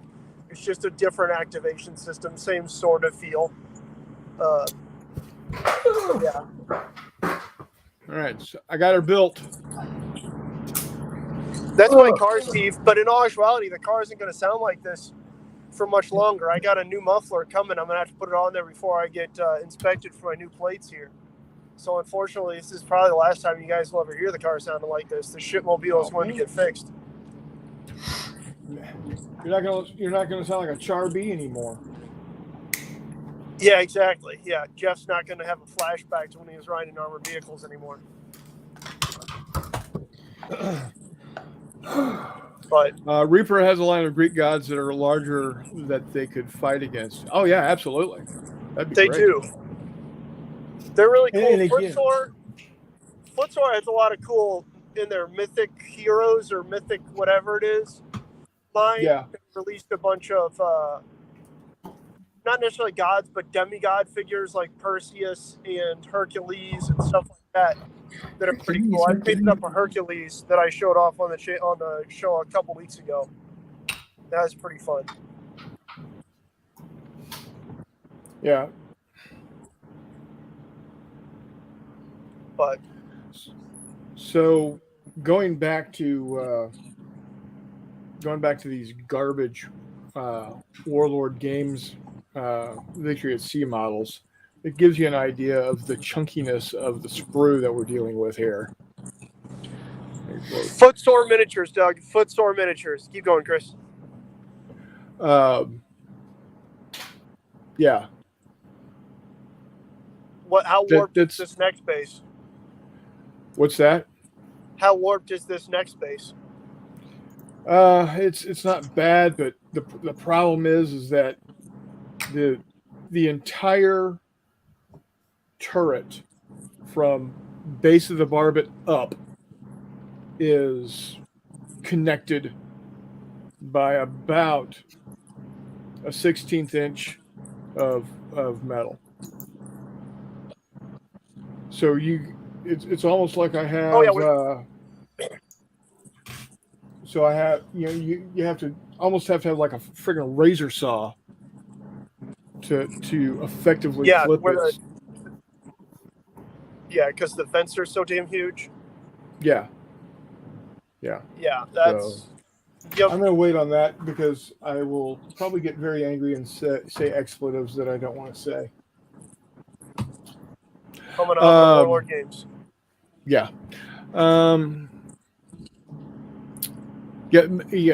Footsore Miniatures, Footsore. Now is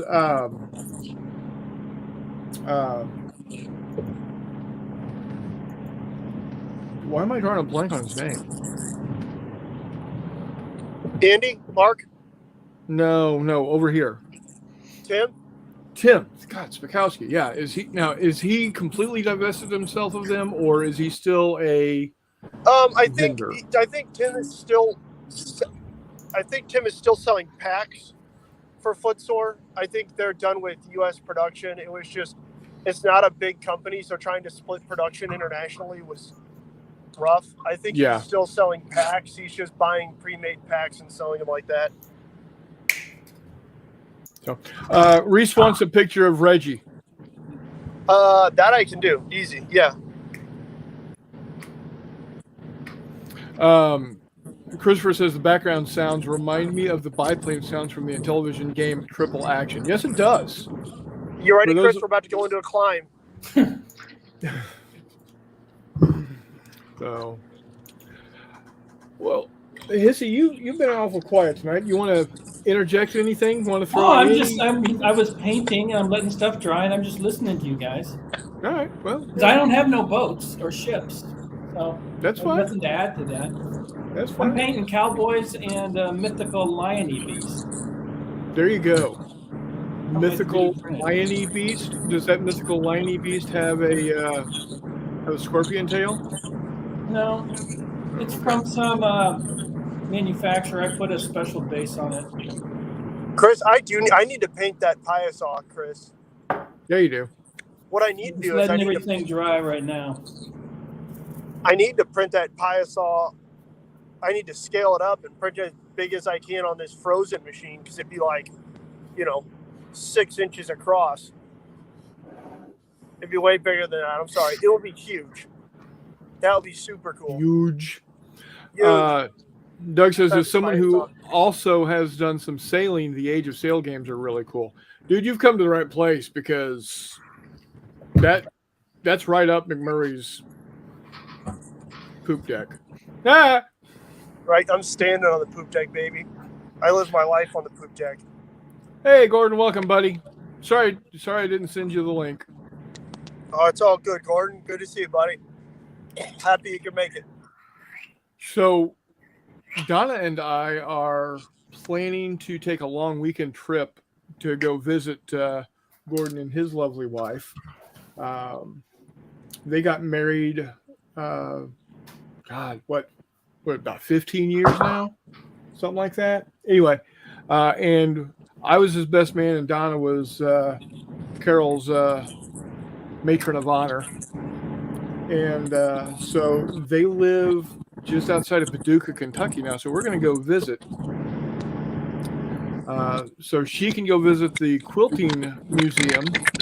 And, 12. Yeah, we're going on 12 years, October of 2011. So she can go to the Paducah quilting museum, and I can head over to Fort Donelson. That'd be really cool. Hey, John Yeah. Longshore's in the house too. What's up, John? Hey, Johnny, how you doing, buddy? Johnny. Glad you made it. So, got a pretty good crowd tonight. Not our biggest, but I would say it is one of our best. So, got 13 watching now. So, I want to thank everybody. Anybody that is new, even if you haven't spoken up like Doug has, and again, thanks for dropping in, Doug. Anybody that has not come in and said anything, you don't have to. You don't have to announce yourself. That's fine. You can hang out. But if you have not already, go ahead and hit that subscribe button and press the likey button. I guess it does I guess pressing the like button does something to the algorithm or something to make people think they like me or something. So I don't know. Beat me. Ask a random question. If you're working on a hobby thing, ask about it. Because either we're going to have, commonalities, or odds are you're going to make me start another hobby project, and that's just fun. Oh yeah, yeah. Or if if you've got a question about getting into a new vein of the hobby, not only do we've got just crap tons of experience between the four of us here, but all kinds of people over in the texture.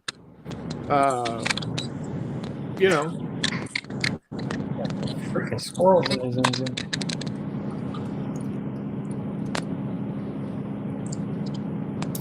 Let's see here. Chris says also makes you feel cold, good. No, it also makes you feel good. Yeah, when you and not just our show here, but anytime you can give a thumbs up, it makes you feel good because you're helping support a content creator. So, Hissy, are we going to see your minis in a short here coming up? The ones I'm doing now? No. Oh, okay. boo. No, well, because it's going to take a while. I've got a few others Well, I'll do but shorts on. Eventually, we'll see them though, right? Well,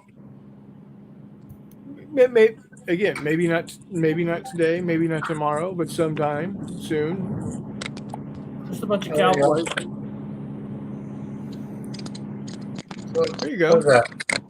Let me go grab something. I can show you that I've got to try to figure out what I'm going to do with it. But hold on. John Longshore says, McMurray, let me know if you're interested in a game called Ephemeris. I have never heard of it, John. I'll have to look it up. Sorry, it's a damn it, cat hit my hand. All right, John, yeah.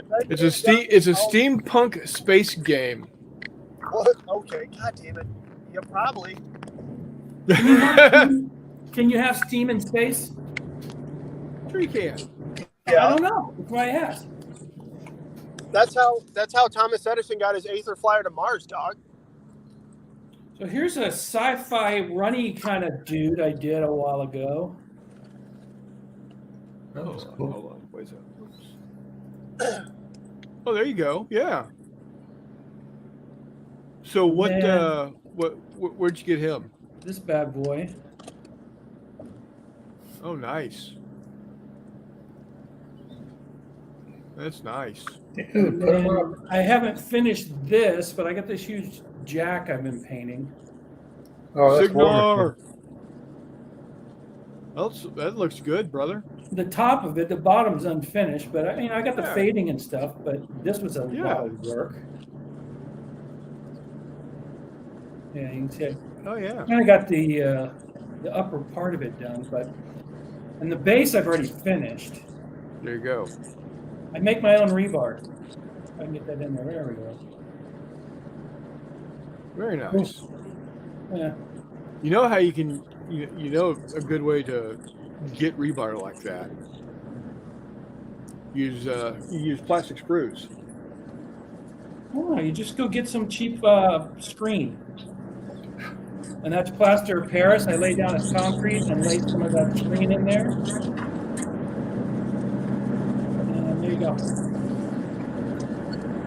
But these are I did these many moons ago. So I've been going through the garage pulling them out.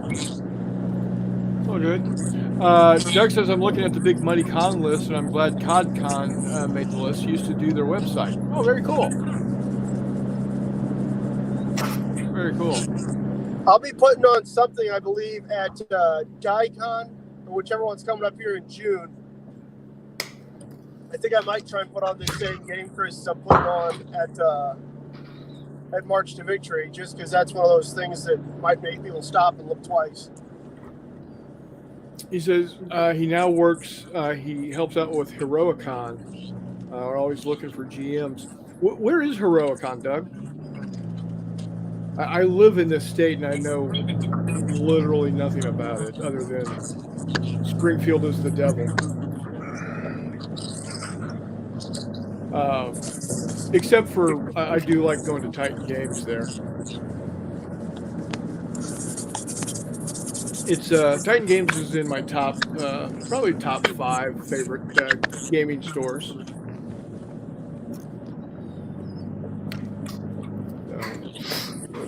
Yeah, so now I got. Don't I got forget my about King game George night again. at 8380 Watson Road, St. Louis, Missouri.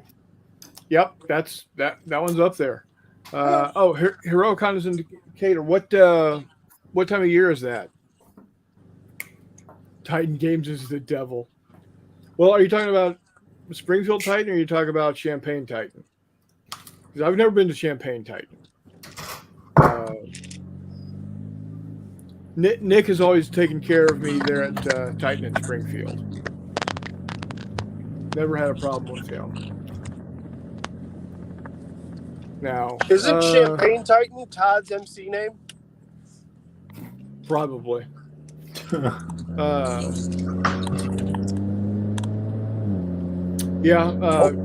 Reaper walls are always cool. If you want to see a crap ton of Reaper miniatures, where you want to go is Fantasy Books and Comics there in Fairview Heights. Fairview Heights, yeah. One of my brother's good buddies, former Air Force airman, works there, and he's a huge Warhammer 40K guy, which is nothing wrong with that. If that's how he likes to hobby, that's how he likes to hobby, and he loves it. So more power to him. But we are going to take Fistful of Light Galactic Heroes and the Grim Dark supplement down and introduce him to what good gaming is. So I see you're up to 327. Bob. Yep. So Doug and somebody else has hit that button. So There we go. bully. I need to get some more shorts on there. So Well, this summer I'll probably put quite a few up on the channel. I'll be That's going good. to the beach quite a bit. yeah. For you, isn't it, Warmut? I'm What was listening. that? What'd you say, McMurray? I said the shorts are working out pretty well for you, aren't they, Warmut? Yeah, they are. Yeah, I'm enjoying it. Oh, He's supposed to look Heroic. great. It's awesome. HeroiCon is May 5th through the 7th this year. You know what? I might just have to see if I make that trip. Okay. Yeah, I that need might to- be pretty cool. Maps. Bring up Coincidentally, I'm maps. about to be in a place where I can check my schedule. But There you go. anyhow, gents, I got to get out of here. We'll talk to you later. Bye, guys. Good to see See you. ya. Hey, John, boss. Be Hey, safe. be safe John, tonight, Dougie, buddy. Reese, everybody, the Chris's, everybody. You're Doug, good to beautiful. see you. Paulie, we'll talk to you soon. Bye, guys. Take care. So it is only a 2-hour drive from where I live to Decatur. That's a day trip for me. Oh yeah, 2 hours. Yeah. Shit, it takes me that long to get down to the game store in St. Louis, and I'll do that for 4 hours of gaming. Shit, I'll do that for 3 hours of gaming. So, yeah. Doug, do you have a link to HeroiCon? To the website?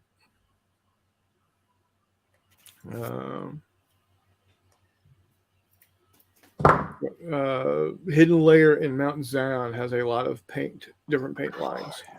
Well, luckily I am within about 2 hours of St. Louis and Miniature Market.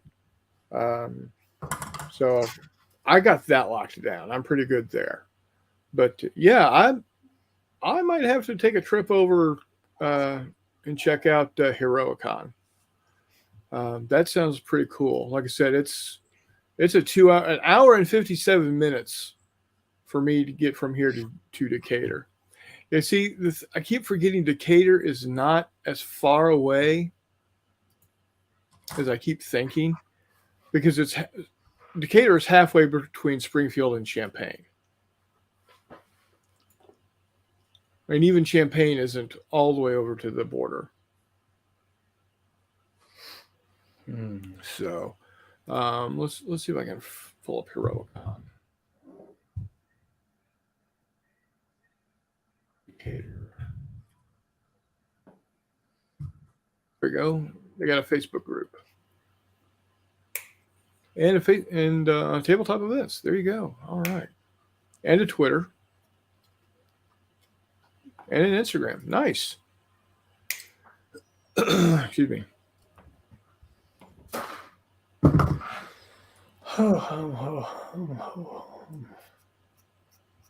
So what are you working on now? There, what, just putting arms and arms and weapons and whatnot. Yeah. Very good. Hopefully I probably will assemble more. those Napoleonics I got. What's that? I got those Napoleonics I should probably assemble. What At some point, Napoleon? I'm gonna play with them. Tricks or where? Yeah. It's that box I've had forever, but it's just the British. I need to get some French, and then I can go with my black powder. Doug, no, I'm not. We've got our own Discord channel here, and I'm on a couple of others. I might need to check that one out. I do Discord some. I'm not really good at the social media, to be perfectly honest. My brother's really good at Twitter. He's been Twittering nigh on 5-6 years at this point. I'm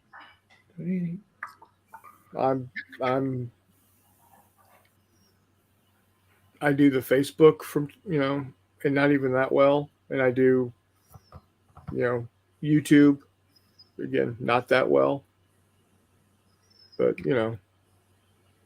and it's not that it's hard or difficult or I don't think it's worth it. It's just it's hard to keep up.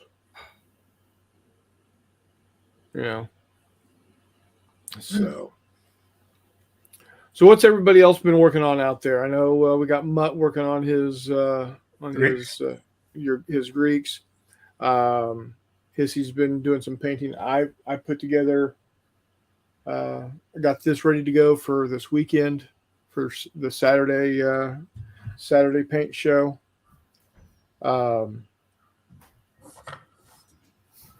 I've got a couple of unboxings. I got a video because I got to do an unboxing of these two fine models. My Razor Crest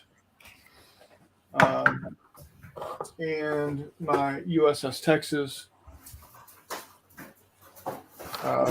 Both of those thanks to E4 Airmen. Again, thank you. So, oof. There's another, I don't know where I stashed it, but I've got another unboxing I need to do. It's the 1/6th scale Boba Fett that my grandson gave me for my for Christmas.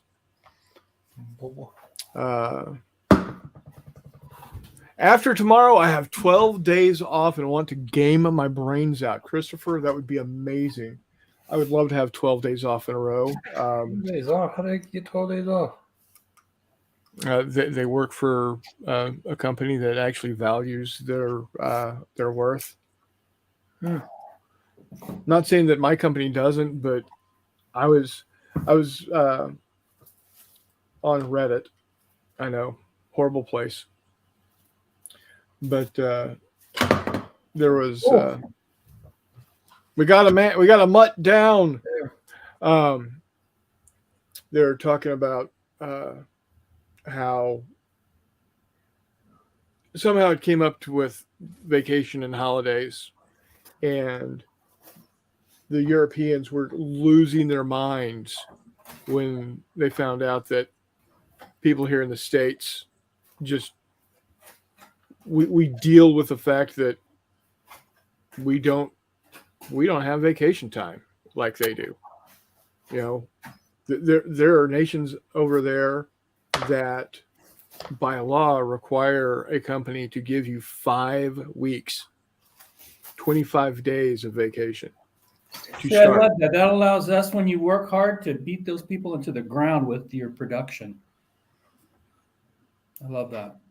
I hate it. I hate the fact that I own. I love my job. See, that's the thing. I love my job. I love what I do. So I haven't had a Yeah. vacation in 8 years.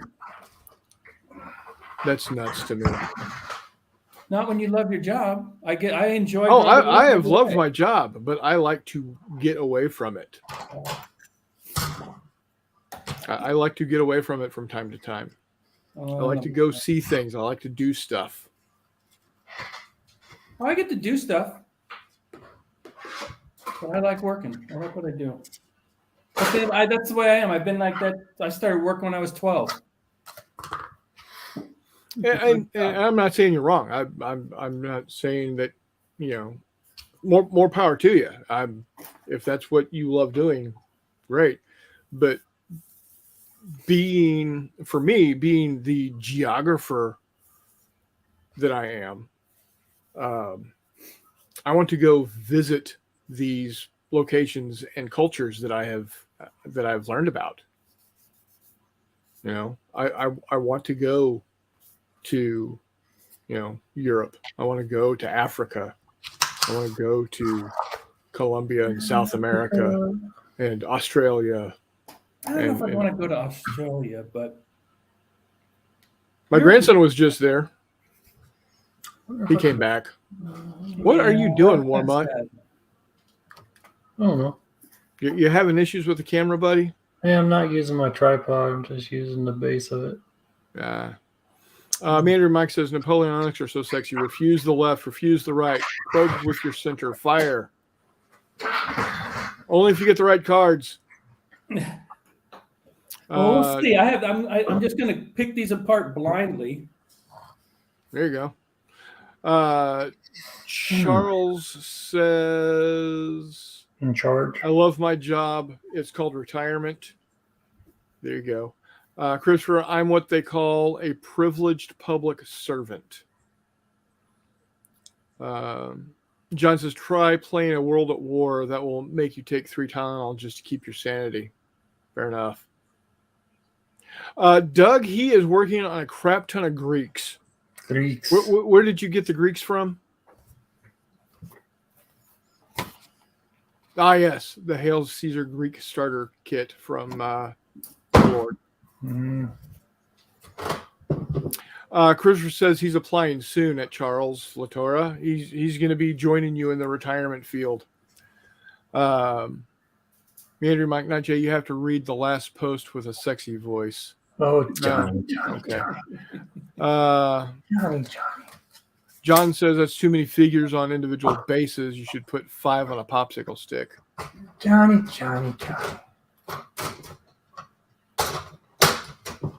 I want them on individual bases because I like to play the games where you pick them off.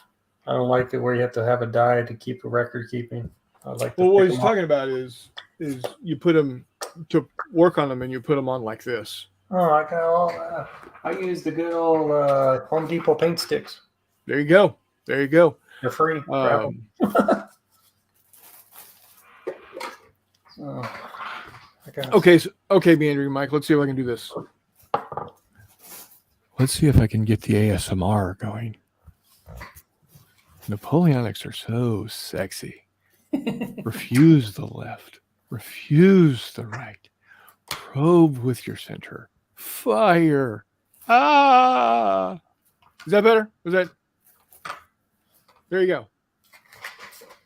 I need to. Hey, big boy. See, there you go. Yeah. Hey. You want your Got it. Napoleonics to be silky smooth like Hitsy's forehead? Yeah, I shaved it today. Anyway. Doug says, "Oh no, not asthma," and Christopher says, "There goes my fistful of."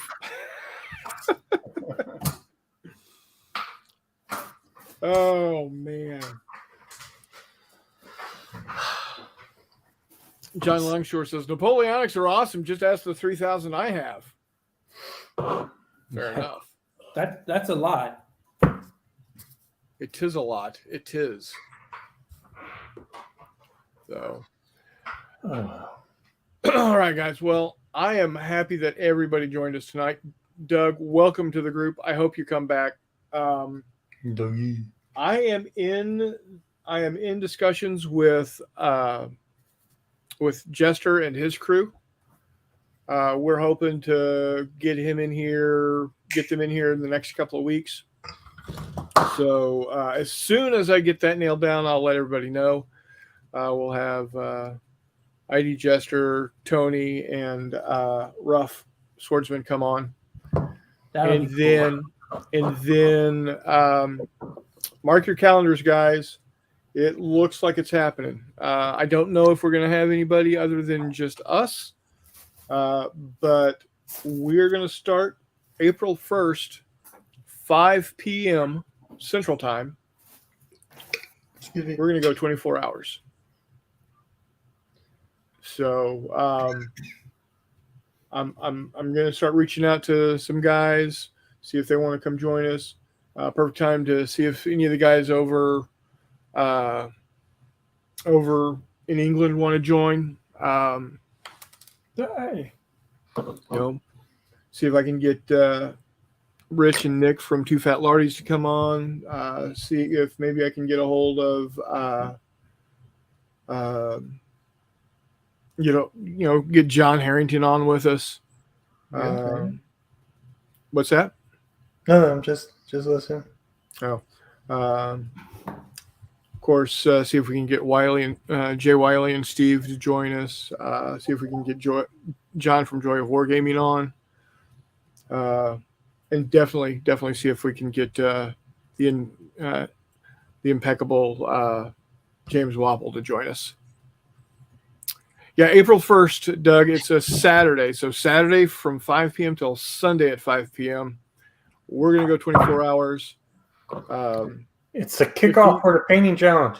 Yep. If these guys want to be here for the full 24, that's fine. I know McMurray is going to do it with me. If they're brave to challenge me, join. And it is the kickoff to our painting challenge, the Chronicles of Not Jay painting challenge, where you will commit yourself to X number of points to paint, and not like points in the way of like 40K points, but each miniature will be worth X number of points. And like Warmut here is he is currently he's got at least this many already primed, if not more. But we're going to go from April 1st to June 30th. That roughly 90 days. Is that April? 91 days. Those 91 days, we're going to be painting, and I'm going to get this. Maybe this weekend I'll get it actually posted up onto the group, the Facebook group. And that's just after the postcard from the front ends. Exactly. Literally. Okay. So, for instance, if I paint one of these, I'm going to get 5 points. If I paint one of these, I get 1 point. And it's got to be complete. It's got to be painted, and it's got to be fully based. So, like this guy here is considered fully based because that's how I've decided to do them. Because you said so. Yeah. And to keep people from saying, "Oh, well, I painted him in April." When obviously, I messed up. Some of the stuff I primed, I started painting tonight. It's not going to. Yeah. So to keep people from doing that, you're going to submit a picture of the model unpainted, and then you'll submit the model painted. And if you want to cheat. I don't care. You have to live with yourself if you do that. I'm just saying. But what we're going to do is you're going to get points, and those points get turned into entries into a drawing. And we've already got three, isn't it right, Hissy? You got 3 models coming my way? Yeah. At least 2, 3. Yeah. Yeah. And I've got, as long as they don't break between now and then. Yeah. Okay. I'm trying to So remember you what got- I showed you. Did I show you the bust? The bus. No, the bust. Bust. Oh, bust.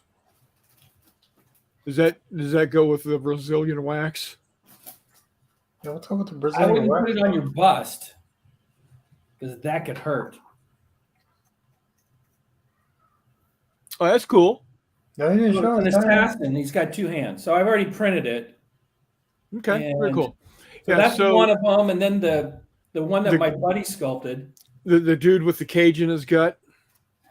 That guy. Yeah. Okay. Yeah. So I did show you that one. Okay. Yeah. Yeah. So you got 2 or 3 that are going to be there, and what's going to happen is we're going to have a drawing, and there's going to be multiple drawings. You know, no one person is going to win all of this stuff. Should I just ship this off to Brian just to save on postage? No, not at all. Ship it to me, man. Just ship it to me.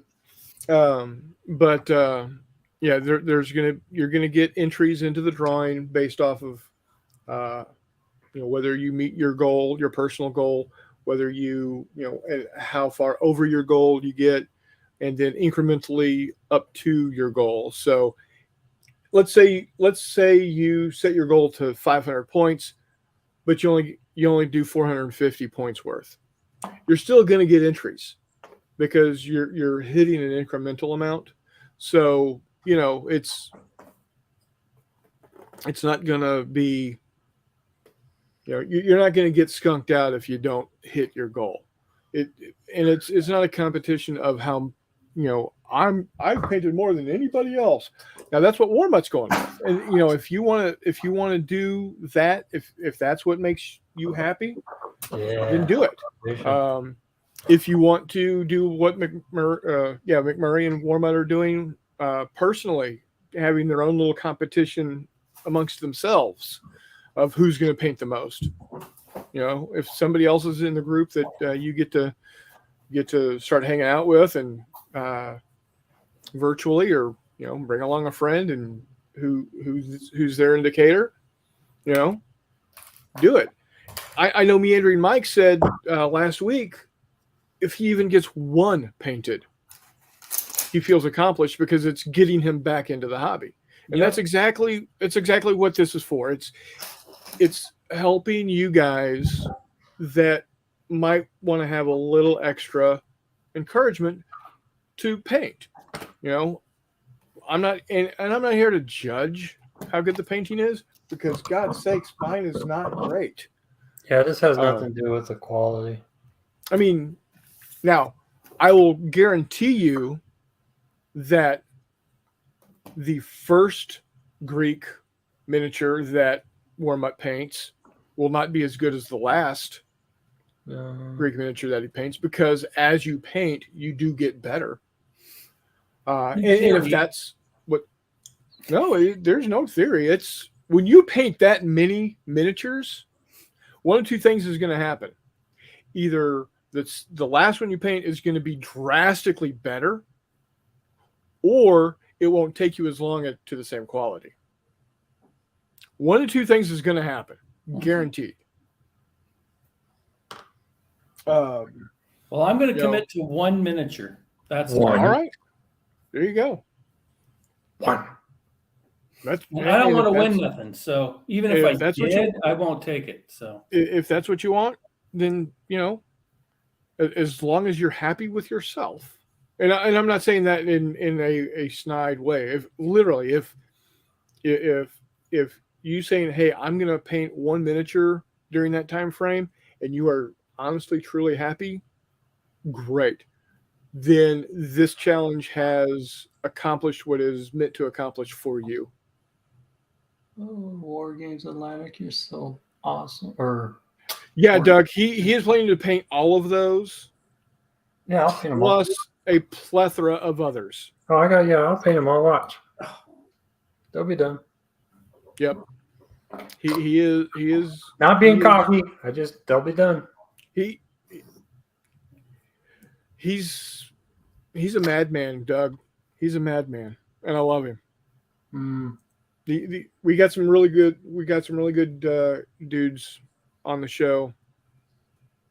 Warmut, Hissy Cat, McMurray, Hex to Hex, and Wardrobe plays World War II. Jeff and Todd, respectively, when they get the chance to come on. Cardboard pushers. Hey, it's still gaming. Christopher says, Admin Mike, the other way for me. There you go. Adrian says, I actually only do Hex Encounter Napoleonics. I've never touched a Napoleonic miniature. I have played both Hex Encounter and miniatures in Napoleonics. I don't own anything Napoleonic.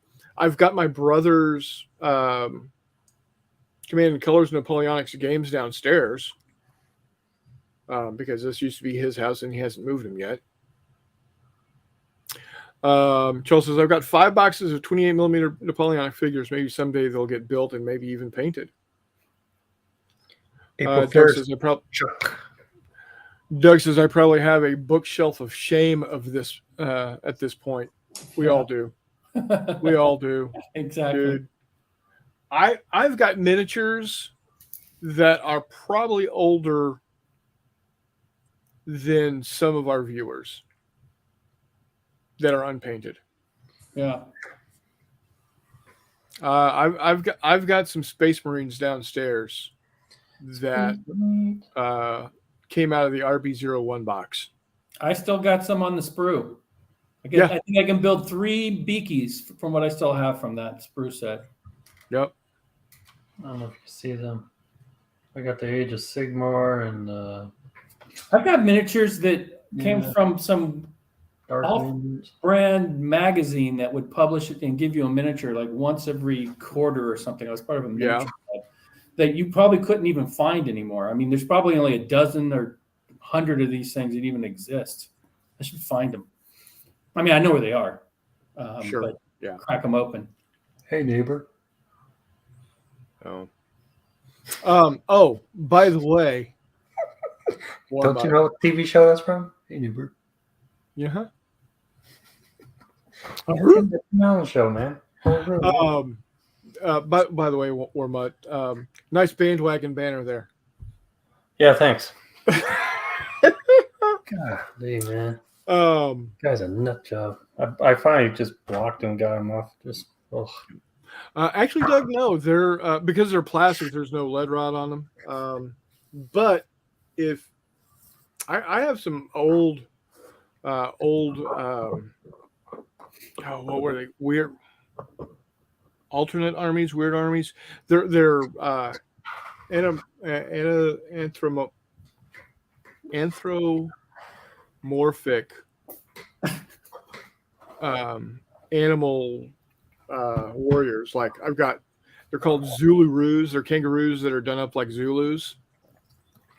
And I've got the Ottoman Turks. They're otters that are dressed up like the Ottomans, drinking your paint water. It's clean water now, but yeah. Oh yeah, mine do the same damn thing. I cleaned it, and now I was going to paint some more, but apparently I'm not now. So yeah. Anyway, where was I going with that? Sorry, I interrupted you. No, that's okay. Oh yeah, you got crap ton of Kings of War. I sold my Kings of War box. I think I did. Yeah. So, but back to your man cave banner there. I'm surprised I didn't bring it up earlier, and we are going to close out with this because we're pushing over the 2-hour mark, and that's okay. We can do that.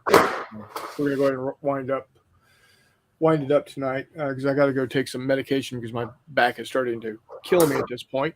How about them Chiefs? Red Kingdom. Yep. So Warmut and I do have that in common. We are both big Kansas City Chiefs fan. I've been a KC Chiefs fan since about 1986, 1987 when we moved to Kansas City. Went through the dry years, the Schottenheimer years where we were Schottenheimer, yep. oh so close, and then 20 years of absolute drudgery. See, I remember early 80s where Marv Levy was the head coach. Yep. Yeah. So, We had some rough times, but yeah. We had a lot of years. And we had tons of one and dones. yep. So, anyways. But yeah, I'm happy that Chiefs won. They're in a really good position to repeat, to be honest. I'd like to say yes, but that's so hard to do. It is, but Okay. you know, you got to look at them this way. Mm-hmm. They've got a lot of their starters are still on their rookie contract. Oh yeah. So Yeah, the Arizona Cardinals just signed Philadelphia Eagles defensive coordinator as their head coach. yep. So, can you believe that the Philly fans were pretty much chasing him out, and yet didn't they just rank third ever in NFL history, the most sacks for a team at 70, Mhm. and they're Yeah, just chasing him out, like but look who they were playing. Of course they did. yeah. So yeah, that's true because the NFC was horrible. It was not that good. Yeah. All right, guys. Well, we're going to go ahead and wrap it up. Thanks everybody for showing up. Doug, thank you so much for joining us. Come back anytime. Watch, interact. I love the interaction, guys. Y'all know that. Christopher, thanks for being here. Charles, Chris Long from earlier, John, Meandering Mike. No Columbia tonight, huh? Yeah, no Cindy tonight. What's Cindy? Who else do we have? Gordon for a little bit. Reese, Steve was in here. E4 Airman, thanks for dropping in. Scala Gremlin. Warmut started with a Hey Buttheads and then joined us. Yeah. So once again, guys, thank y'all so much. Y'all are truly the reason why I keep doing this. It's a pleasure to be able to come to y'all and give you the game club or the game store experience where we're just sitting around talking about bullshit. Yep, it's fun. Hey, So it's fun. all right, guys. Well, until next time, as always, we'll see you on the flip side.